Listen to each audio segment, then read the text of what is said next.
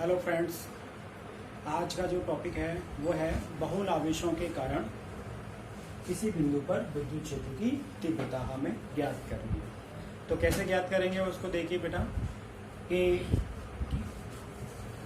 बहुल आवेशों के कारण विद्युत क्षेत्र निकालना है हमको। तो विद्युत क्षेत्र कैसी राशि है? सदिश राशि। तो सदिशों के लिए हम अध्यारोपण का सिद्धांत लागू करते हैं। तो अध्यारोपण के सिद्धांत के अनुसार किसी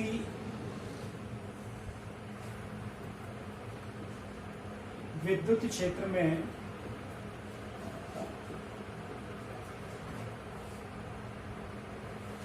बहुल आवेशों के कारण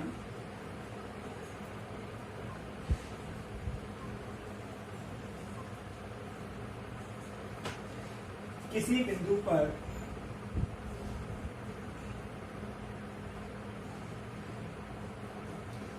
विद्युत क्षेत्र की तीव्रता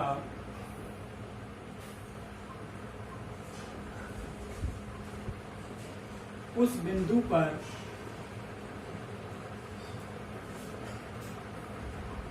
सभी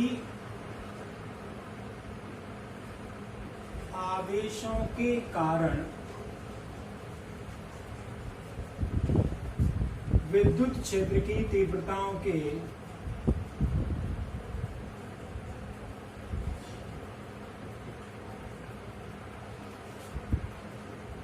सदिश योग के बराबर होती है।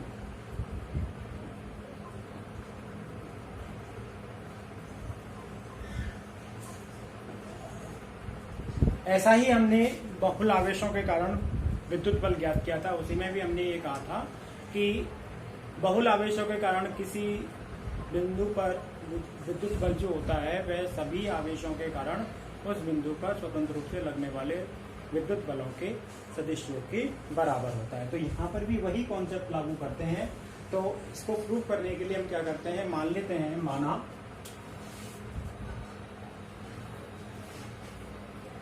Q1, Q2, Q3 dot dot dot Qn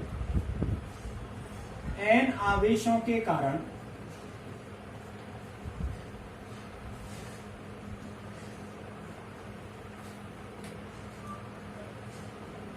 किसी बिंदु P पर विद्युत क्षेत्र की तीव्रताएं क्रमशः E1 vector, E2 vector, dot dot dot En vector है। तो बिंदु P पर परिणामी विद्युत क्षेत्र की तीव्रता, तो बिंदु P पर परिणामी विद्युत क्षेत्र की तीव्रता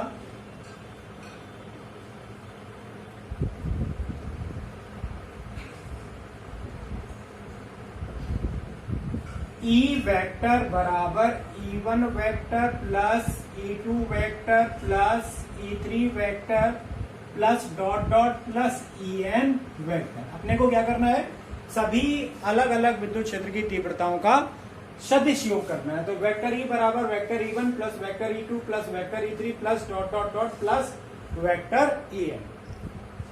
तो देखिए इसको समझिए कैसे करेंगे। मान लेते हैं आपके पास n आवेशों का एक निकाय है और जिसमें कितने आवेश हैं, n आवेश हैं, Q1, Q2, Q3 and Qn। तो ये आपके पास Q1 हो गया, जिसका मूल बिंदु के सापेक्ष स्थिति सदिश ले लेते हैं हम। ये स्थिति सदिश है इसका R बन गया। ऐसे ही मेरे पास दूसरा आवेश है Q2, इसका भी मूल बिंदु के सापेक्ष स्थिति सदिश है Qn। Q2 का हो गया R2 वेक्टर। इसी प्रकार से मेरे पास है आपका लास्ट वाला Qn, इसका स्थिति सदिश हम ले लेते हैं Rn वेक्टर। अब हमको क्या करना है, इन n आवेशों के कारण इस बिंदु P पर मुझे विद्युत क्षेत्र की तीव्रता ज्ञात करनी है Q1, Q2, Qn आवेशों के कारण। तो हम क्या करेंगे, बिंदु P पर क्या लेंगे, एक परीक्षण आवेश लेंगे, कितना, Q0। इस परीक्षण आवेश की बिंदु P की स्थिति सदिश मूल बिंदु के सापेक्ष कितनी मान लेते हैं? मान लेते हैं आरपी वेक्टर। अब E1, E2, E3 सबका मान हम निकाल चुके हैं। किसी भी बिंदु आवेश के कारण विद्युत क्षेत्र की तीव्रता का फॉर्मूला हमने निकाला है। E वेक्टर बराबर 1/4 pi epsilon not Q upon R 12 vector modulus square R12 cap. ये निकाला है हमने। तो यहाँ पर इसी प्रकार से हम रखेंगे। तो कैसे लिखेंगे? E वेक्टर बराबर, पहले आवेश के कारण बिंदु P पर विद्युत क्षेत्र की तीव्रता निकालनी है। तो क्या करेंगे? 1/4 पाई एप्सिलॉन नॉट Q किसके कारण निकाल रहे हैं? 1 के कारण। तो Q1 अपॉन Q1 और Q0 का स्थिति सदिश लेंगे। कितना लेंगे स्थिति सदिश? RP1 square RP1 vector modulus नहीं सॉरी RP1 कैप। इसी प्रकार से निकालेंगे E2 vector 1/4 pi epsilon not Q2 upon RP2 square RP2 cap. RP2 क्या है? आवेश Q2 से P बिंदु की स्थिति सदिश या दूरी आ गई। इसी प्रकार से लास्ट का लिखेंगे 1/4 pi epsilon not QN upon RNP square RNP cap. अब इसको शॉर्ट फॉर्म में कैसे लिख सकते हैं? समीशन के रूप में लिख सकते हैं। तो कैसे लिखोगे आप? E वेक्टर बराबर 1/4 पाई एप्सिलॉन नॉट, ये जो टर्म है वो आने वाले सभी टर्मों में कॉमन है। तो आगे लिखेंगे हम यहाँ summation I equal to 1 to N, क्योंकि Q1 से कहा जा रहे हैं हम? QN तक जा रहे हैं, इसलिए I equal to 1 to N आएगा। QI upon RPI square RPI cap. ये आपके पास एक बेसिक फॉर्मूला आ गया, जहां RPI क्या है?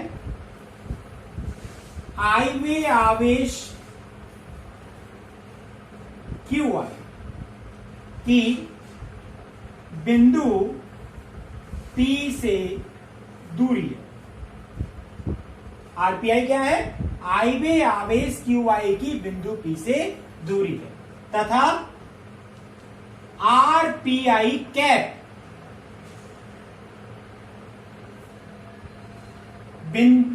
बिंदु आवेश QI से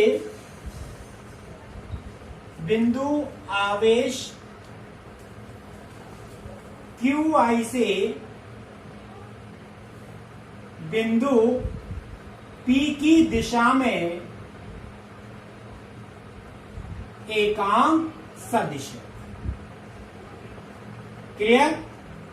तो ये आपके पास बहुल आवेशों के कारण किसी बिंदु पर विद्युत क्षेत्र की तीव्रता का फॉर्मूला आ गया। वेक्टर E बराबर 1/4 pi epsilon naught summation I equal to 1 to N QI upon RPI square RPI cap. अब मैं इसको एक दूसरे वाले फॉर्मूले में, जो मैंने 3-4 आपको फॉर्मूले लिखाए थे, सदिश निरूपण किया था विद्युत क्षेत्र का, तो मैं उसी फॉर्म में इनको यहाँ पर लिख सकता हूं। तो कैसे लिखोगे आप?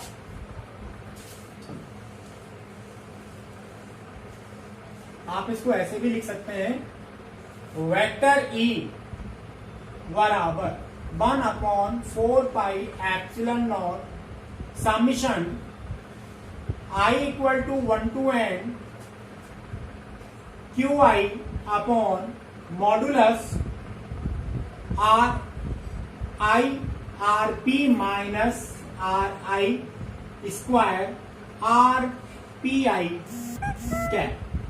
या फिर आप इसको दूसरी तरीके से लिख सकते हैं, वेक्टर E बराबर 1/4 pi epsilon naught summation I equal to 1 to N QI upon RP minus RI modulus cube RP vector minus RI vector. आप इस तरह से भी इसको लिख सकते हैं।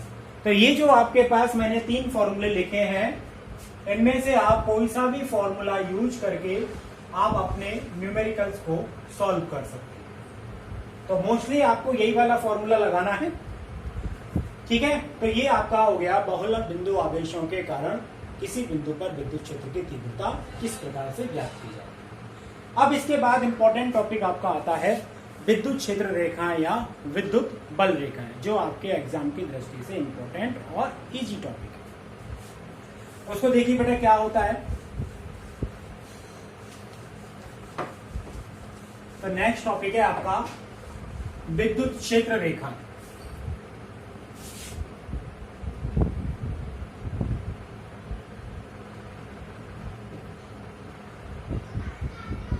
समझिए इलेक्ट्रिक फील्ड लाइंस, विद्युत क्षेत्र रेखाएं क्या होती हैं।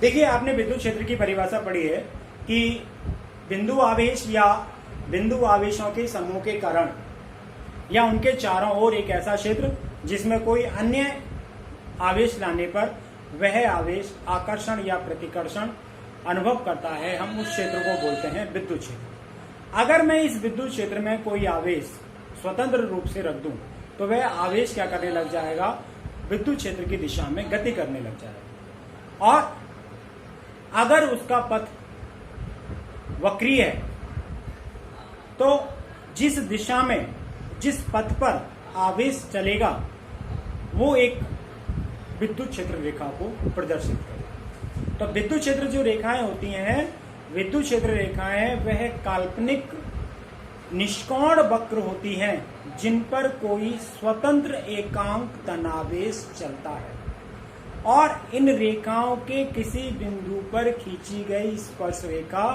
उस बिंदु पर आवेश पर लगने वाली बल की दिशा को व्यक्त करती है। फिर से ध्यान से सुन लीजिए कि विद्युत बल रेखाएं या फिर विद्युत क्षेत्र रेखाएं वह काल्पनिक रेखाएं निष्कोण वक्र रेखाएं होती हैं जिन पर कोई एकांक धनावेश स्वतंत्र रूप से चलता है और इन रेखाओं के किसी भी बिंदु पर खींची गई स्पर्श रेखा उस बिंदु पर विद्युत बल की दिशा को व्यक्त करती है। क्लियर।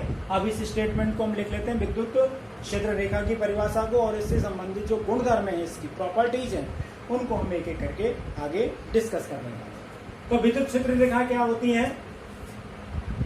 विद्युत क्षेत्र रेखाएं, विद्युत क्षेत्र रेखा वह काल्पनिक निष्कोण वक्र होती हैं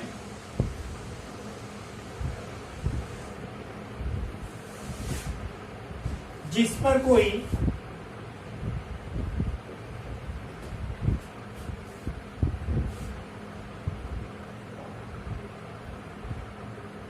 एकांक धनावेश स्वतंत्र रूप से चलता है।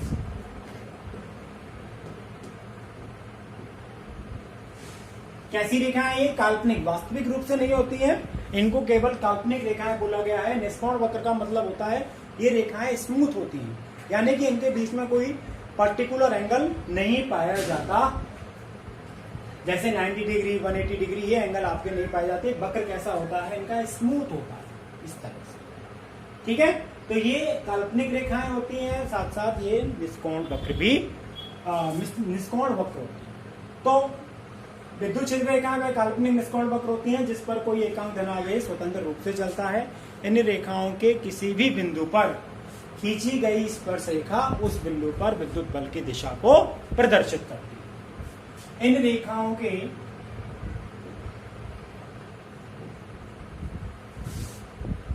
किसी बिंदु पर खींची गई स्पर्श रेखा उस बिंदु पर विद्युत बल की दिशा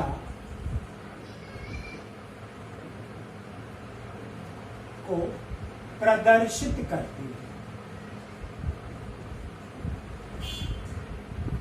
ठीक है, ये आपकी विद्युत क्षेत्र रेखा की परिभाषा हो गई। विद्युत क्षेत्र रेखा को विद्युत बल रेखा भी कहते हैं। अब विद्युत क्षेत्र रेखाओं से संबंधित गुणधर्म क्या है, तो इसके कुल 8-9 गुणधर्म है, एक एक करके इनके बारे में बात कर लेते हैं। तो विद्युत क्षेत्र रेखाएं का पहला जो गुणधर्म आता है कि विद्युत क्षेत्र रेखाओं के किसी बिंदु पर खींची गई स्पर्शरेखा उस बिंदु पर विद्युत क्षेत्र की दिशा को व्यक्त करती है। तो गुणधर्म है इसके, पहला गुणधर्म है विद्युत क्षेत्र रेखा के किसी बिंदु पर खींची गई स्पर्श रेखा, विद्युत क्षेत्र रेखा के किसी बिंदु पर खींची गई स्पर्श रेखा उस बिंदु पर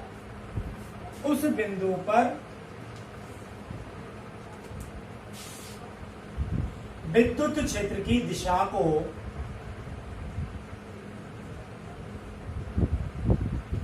व्यक्त करती है। देखो कैसे व्यक्त करेगी। मान लीजिए ये कोई आपके पास एक विद्युत बल रेखा और मुझे यहां पर क्या करना है, इस बिंदु पर विद्युत क्षेत्र की दिशा ज्ञात करनी है। मान लेते हैं ये विद्युत क्षेत्र है आपका P, बिंदु नाम क्या ले लिया इसका, बिंदु का P नाम ले लिया। और बिंदु P पर मुझे क्या निकालना है, विद्युत क्षेत्र की दिशा निकालनी। तो बिंदु P पर क्या करेंगे, हम एक स्पर्श रेखा खींचेंगे। तो स्पर्श रेखा क्या करेगी, इस बिंदु P पर विद्युत क्षेत्र की दिशा को व्यक्त करेगी, EP वेक्टर होगी। अगर मेरे पास यहाँ पर कोई Q बिंदु है और इस बिंदु पर भी मुझे क्या ज्ञात करना है, विद्युत क्षेत्र की दिशा ज्ञात करनी, तो यहाँ पर भी मैं क्या बनाऊंगा, एक स्पर्श रेखा खींचूंगा। तो ये स्पर्श रेखा क्या करेगी, विद्युत क्षेत्र की दिशा को प्रदर्शित करेगी। दूसरा पॉइंट आता है कि जो विद्युत क्षेत्र रेखाएं होती हैं वो धनावेश से प्रारंभ होती हैं और ऋणावेश पर समाप्त हो जाती है। धनावेश से चलेंगी और ऋणावेश पर क्या हो जाएंगी, समाप्त हो जाएंगी। विद्युत क्षेत्र रेखा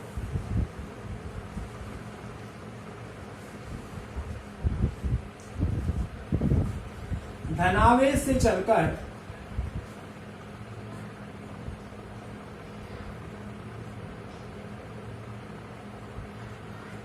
ऋणावेश पर समाप्त होती है। इसका मतलब क्या हो गया कि विद्युत क्षेत्र रेखाएं कभी भी लूप नहीं बनाती। लूप का मतलब क्या होता है, जहां से शुरू हो और वहीं पर क्या हो जाए, समाप्त हो जाए, वो उसे कहते हैं हम लूप। अगर मेरे पास ये कोई प्लस है आवेश और ये मेरे पास कोई ऋण आवेश, तो यहां से ये प्रारंभ होंगी और कहां पर समाप्त हो जाएंगी, ऋण आवेश पर जाकर के समाप्त हो जाएंगी। तो ये ऐसा नहीं है कि वापस घूम करके माइनस से घूम करके प्लस पर आ जाए, कभी भी ये लूप का निर्माण नहीं करती। हमेशा कैसी रहती है, खुला वक्र बनाती है। कैसा वक्र बनाएंगे, ये खुला वक्र बनाती है। तीसरा जो गुणधर्म है इसका, तीसरा गुणधर्म कहता है कि दो विद्युत क्षेत्र रेखाएं कभी भी एक दूसरे को नहीं काटती, कभी भी नहीं काटती। अगर ऐसा वो करती हैं तो उनके कटान बिंदु पर, उनका जो उभयनिष्ठ बिंदु है उस बिंदु पर विद्युत क्षेत्र की दो दिशाएं प्राप्त होंगी, जो कि संभव नहीं। तो तीसरा जो टॉपिक, तीसरा जो गुणधर्म है उसको भी हम लिख लेते हैं।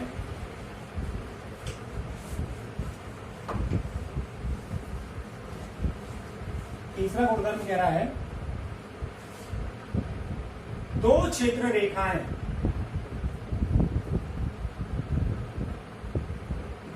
एक दूसरे को कभी नहीं काटती।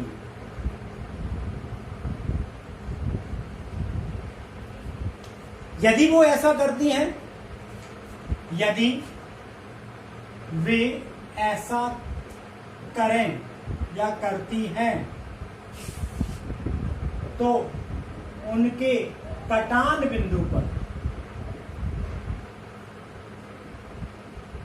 विद्युत क्षेत्र की दो दिशाएं प्राप्त होंगी।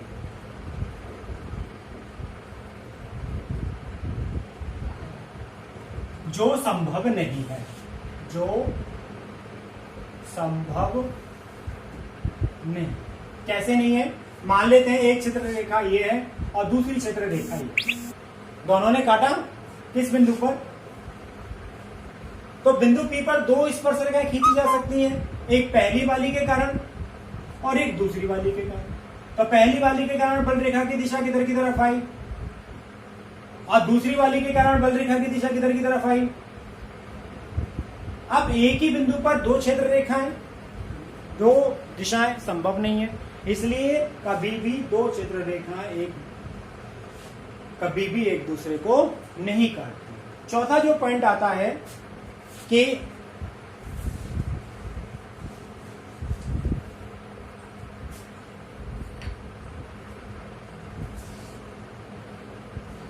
क्षेत्र रेखाएं हमेशा जहां पास पास होती हैं वहां पर विद्युत क्षेत्र की तीव्रता प्रबल होती है, और जहां पर ये दूर दूर होती है, विरल होती है, वहां विद्युत क्षेत्र की तीव्रता दुर्बल होती है। जहां क्षेत्र रेखाएं सघन होती हैं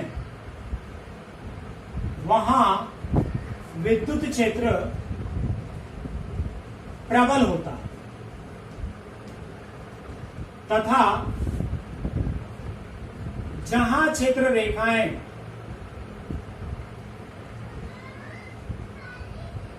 दुर्बल होता है, विरल, जहां क्षेत्र रेखाएं विरल होती हैं मतलब दूर दूर होती हैं, वहां विद्युत क्षेत्र विरल होता है,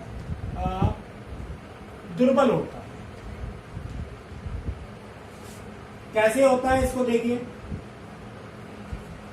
मान लीजिए ये कोई आवेश है और इस आवेश के कारण चारों दिशाओं में क्या होगा, विद्युत क्षेत्र होगा।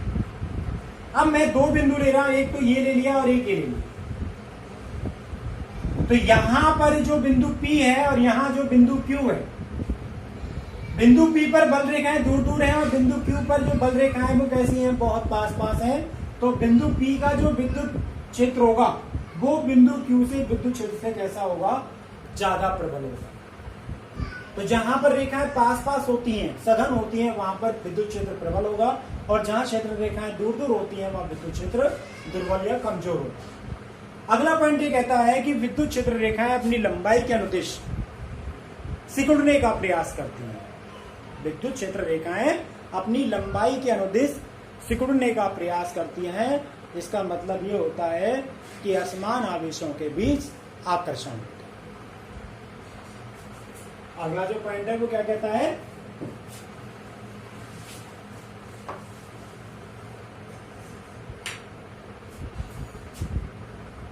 विद्युत क्षेत्र रेखाएं अपनी लंबाई के अनुदिश सिकुड़ने का प्रयत्न करती हैं। सिकुड़ने का प्रयत्न करती हैं, तो इससे प्रतीत होता है कि असमान आवेशों के मध्य आकर्षण होता है, कि असमान आवेशों के मध्य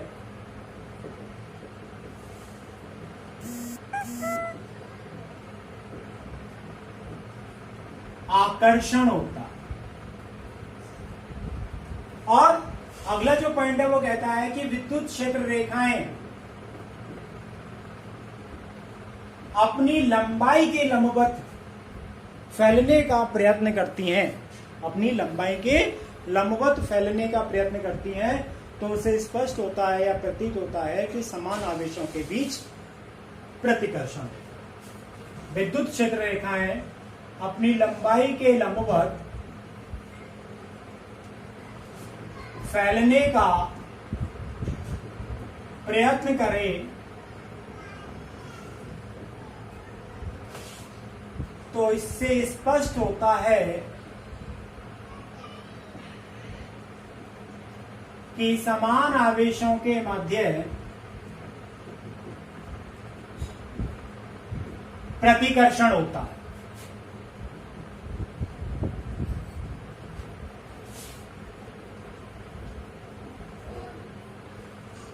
कहने का मतलब है कि असमान आवेशों की जो विद्युत बल रेखाएं होंगी वो अपनी लंबाई को सिकुड़ने का प्रयास करेंगी, और जो समान आवेशों की विद्युत क्षेत्र रेखाएं होंगी वो अपनी लंबाई को फैलाने का प्रयास करेंगी, मतलब एक दूसरे से कभी भी नहीं। अगला जो पॉइंट आता है वो ये कहता है कि एक समान विद्युत क्षेत्र रेखाएं, एक समान विद्युत क्षेत्र की क्षेत्र रेखाएं परस्पर समांतर और समान दूरी पर होती हैं।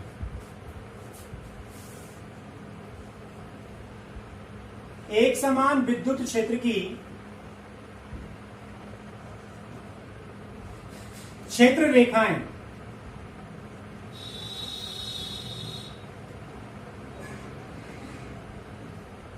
समांतर एवं समान दूरी पर होती हैं।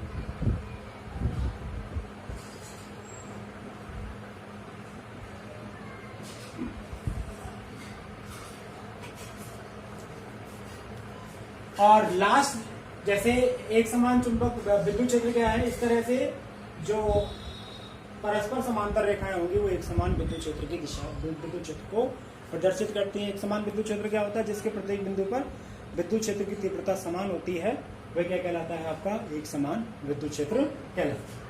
तो एक समान विद्युत क्षेत्र की जो क्षेत्र रेखाएं होंगी वो परस्पर कैसी होंगी, समांतर रेखाएं होंगी और समान दूरी पर होंगी। इसके बाद लास्ट जो इसका पॉइंट ये कहता है कि विद्युत क्षेत्र रेखाएं जहां से चलती हैं और जहां पर मिलेंगी दोनों ही जगह पर वो पृष्ठ के लंबवत होती हैं। अगला पॉइंट कहता है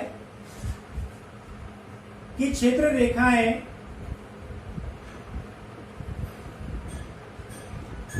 जहां से चलती हैं तथा जहां मिलती हैं दोनों जगह पृष्ठ के लंबवत होती है।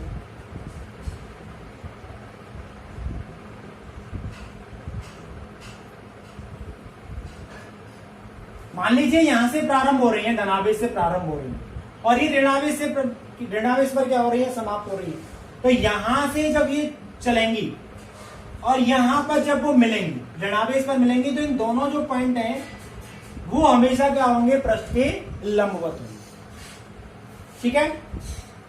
और अगला जो पॉइंट है वो ये कहता है कि समविभव पृष्ठ और चालक पृष्ठ के लंबवत क्षेत्र रेखाएं होती है। क्षेत्र रेखाएं सदैव, क्षेत्र रेखाएं सदैव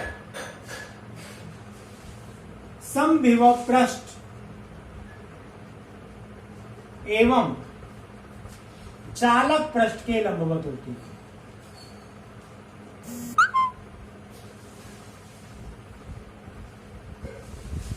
किसके लंबवत होती है, समविभव पृष्ठ और चालक पृष्ठ के लंबवत होती है। समविभव पृष्ठ क्या होता है वो आगे बताएंगे, लेकिन फिर भी मैं थोड़ा सा आपको बता देता हूं। समविभव पृष्ठ एक ऐसा पृष्ठ होता है जिसके प्रत्येक बिंदु पर विद्युत विभव एक समान होता है, या फिर दूसरी परिभाषा कह सकते हैं, समविभव पृष्ठ एक ऐसा पृष्ठ होता है जिसके किसी एक बिंदु से आवेश को एक स्थान से दूसरे स्थान तक ले जाने में कोई भी कार्य नहीं किया जाता। क्या कहलाता है, समविभव पृष्ठ कहलाता है। तो ये आपके टोटल 9 इसके क्या हो गए, विद्युत क्षेत्र रेखाओं के गुणधर्म हो गए। इसके बाद हमें विद्युत क्षेत्र रेखाएं बनानी है। विद्युत क्षेत्र रेखाएं कैसी होती हैं, विद्युत क्षेत्र रेखाएं एक काल्पनिक रेखाएं होती हैं। तो काल्पनिक रेखाएं कैसे बनाएंगे हम, तो एकल आवेशों का मैं बना के दिखा रहा हूं आपको, कुछ चित्र बना रहा हूं आपको क्षेत्र रेखाओं के, वो आपको ध्यान से देखने। अगर मेरे पास कोई एकल धनावेश, ये एकल धनावेश, तो एकल धनावेश की जो विद्युत क्षेत्र रेखाएं होती हैं वो सदैव बाहर की ओर होती है। तो ये जो मैं तीर के निशान बना रहा हूं, जो रेखाएं मैं बना रहा हूं, ये विद्युत क्षेत्र की रेखाओं को प्रदर्शित कर रही है। ये धनावेश की विद्युत क्षेत्र रेखाएं। ऐसे अगर ऋणावेश हो तो ऋणावेश की और धनावेश में अंतर क्या है? तीर का चिन्ह धनावेश में बाहर की ओर होता है और ऋणावेश में तीर का चिन्ह अंदर की ओर होता है, मतलब आवेश की ओर। क्षेत्र रेखाएं समान होती हैं लेकिन इनकी दिशाएं कैसी होती हैं? अलग अलग, विपरीत होती हैं। तो ये आपकी एकल धनावेश की,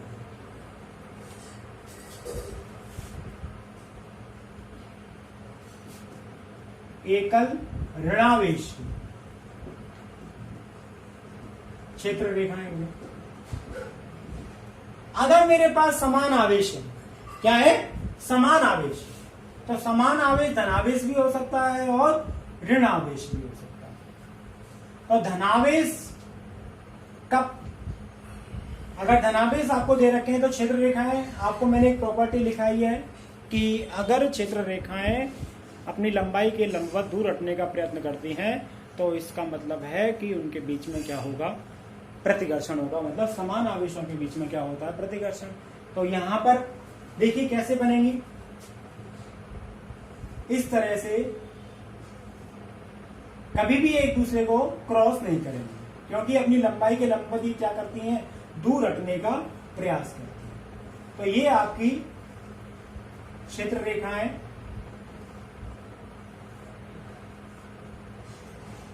धनावेश की।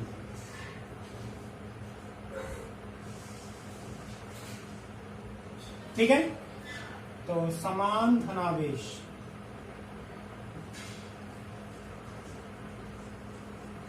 धनावेशों की क्षेत्र रेखा। अगर ये ऋणावेश होता तो अंतर कितना होता? केवल तीर के चिन्ह की दिशा इसमें बदल जाए। तो ये ऋणावेश, ये ऋणावेश, तीर का चिन्ह केवल क्या हो जाता है? इसमें बदल जाता है, बाकी का सब कुछ सेम है।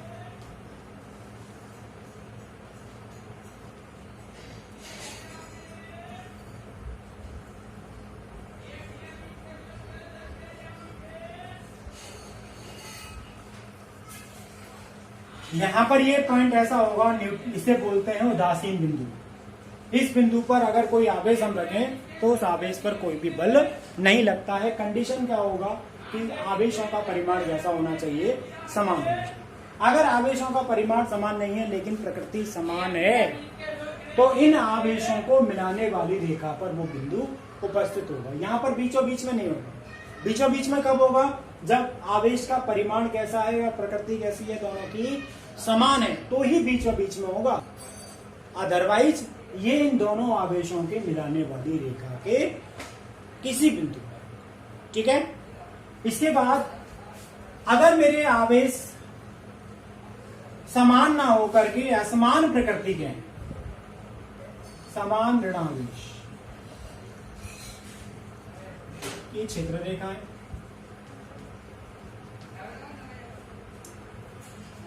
असमान आवेशों की, विपरीत प्रकृति के आवेशों की क्षेत्र रेखा क्या होंगी? हमको देखिए बेटा, ये आपको सबको बनाने हैं। एग्जाम में इनको कई बार क्षेत्र रेखाओं को पूछ लिया है, 1-2 साल में ये रिपीट होती रहती हैं कि एकल आवेश की क्षेत्र रेखाएं बनाइए या समान आवेशों की क्षेत्र रेखा बनाइए। तो अब है इसमें, अगर मेरे पास विपरीत प्रकृति के आवेश, एक प्लस है और एक माइनस, तो इनकी जो क्षेत्र रेखाएं होंगी वो अपनी लंबाई के अनुदिश सिकुड़ने का क्या करेंगी? प्रयास करेंगी। तो यहां से सबसे छोटी रेखा यही बनेगी, बाकी की जो क्षेत्र रेखाएं होंगी वो कुछ इस तरीके से होंगी।